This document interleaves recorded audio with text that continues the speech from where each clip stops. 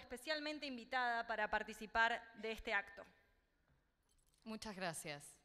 Buenas noches, estimados y distinguidos invitados, señora Vicepresidenta de la República Oriental del Uruguay, ingeniera Carolina Cose, señor Presidente de la Cámara de Representantes, licenciado Sebastián Valdomir, señores ministros y ministras, legisladores y legisladoras, miembros del cuerpo diplomático, representantes de las instituciones armenias, organizadores de este importante evento para conmemorar el 110 aniversario del genocidio armenio, señoras y señores.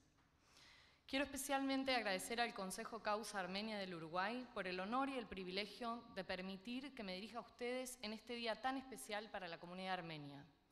Quiero expresar mi más profundo agradecimiento por el esfuerzo de todos para hacer posible mi presencia aquí. Es un gran honor. Hoy es un día de conmemoración, un día para rendir homenaje al 1,5 millones de víctimas de aquel genocidio y para reflexionar sobre el pasado.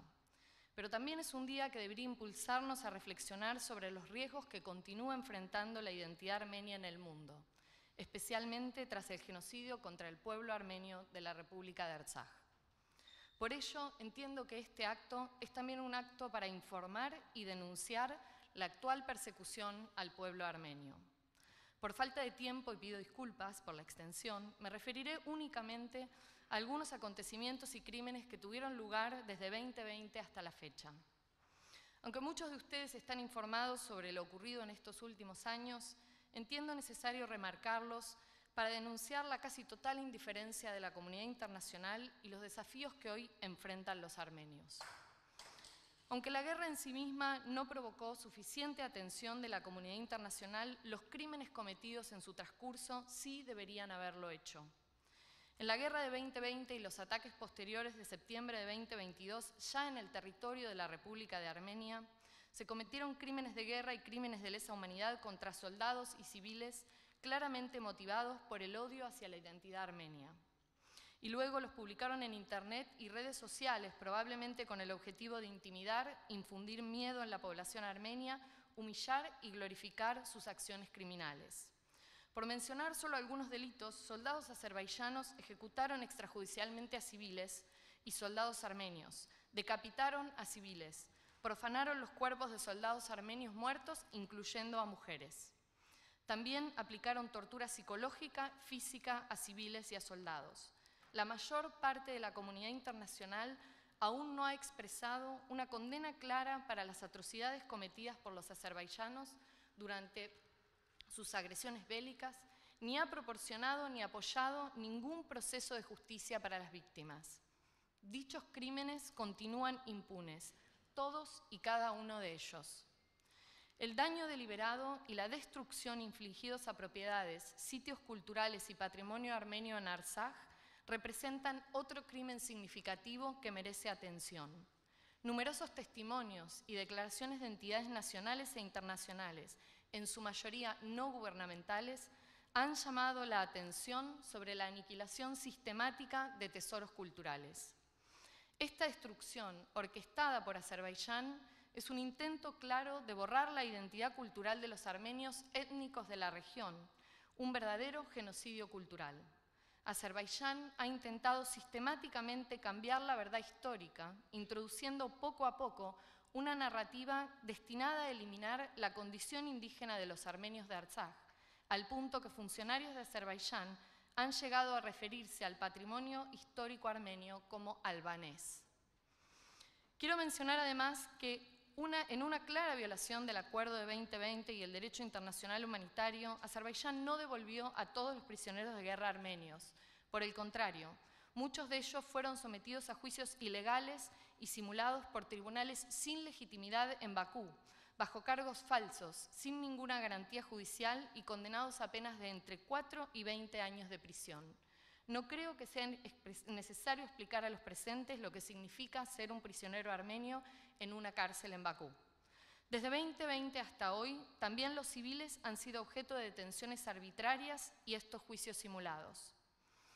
Luego del bloqueo criminal iniciado en diciembre de 2022, que generó una verdadera crisis humanitaria y terminó en septiembre de 2023 con la expulsión masiva de los armenios de Artsaj, Azerbaiyán, en una especie de cacería de brujas, ha encarcelado a miembros y exmiembros del gobierno de Artsaj. Estos prisioneros políticos están en este preciso momento siendo sometidos a juicios arbitrarios, a puertas cerradas y en tribunales especiales, en clara violación de principios fundamentales del derecho internacional de los derechos humanos. Una vez más, gran parte o la mayoría de la comunidad internacional ha mostrado una total indiferencia frente a esta sistemática violación. Y quiero ser clara en esta narrativa, porque se la ha reiterado muchas veces. Los armenios de Artsaj no son ni rebeldes ni separatistas. Son el pueblo indígena de esa tierra, quienes durante décadas han luchado por su supervivencia física, su independencia soberana y su organización política autónoma, principios básicos del derecho a la autodeterminación. Su historia en su tierra puede trazarse a más de 4000 años. Al número de prisioneros de guerra, civiles y presos políticos detenidos y condenados en Bakú, al día de hoy, debemos también añadir las personas víctimas de desaparición forzada sobre las que Azerbaiyán se niega a otorgar información. Quiero también hacer referencia a algunos discursos de Ilham Aliyev para resaltar que la amenaza a los armenios continúa, ya que revelan la ideología subyacente de todas las acciones criminales llevadas a cabo por Azerbaiyán. En enero de 2021 declaró, y cito de manera textual: "Lo he dicho muchas veces, incluso en mis reuniones con el ejército, que si el enemigo no abandona nuestras tierras por su propia voluntad", en referencia a los armenios de Artsaj, "los expulsaremos. La fuerza jugará un papel", y así fue. En su discurso de inauguración del infame Parque de los Trofeos de Bakú, también poco y nada condenado por la comunidad internacional, Aliyev se refirió a los armenios como bárbaros y añadió: "Si es necesario, podemos golpearlos de tal manera que todo esto se termine para siempre". En mayo de 2022 declaró: "Nuestro deber principal era expulsar a los armenios de nuestras tierras".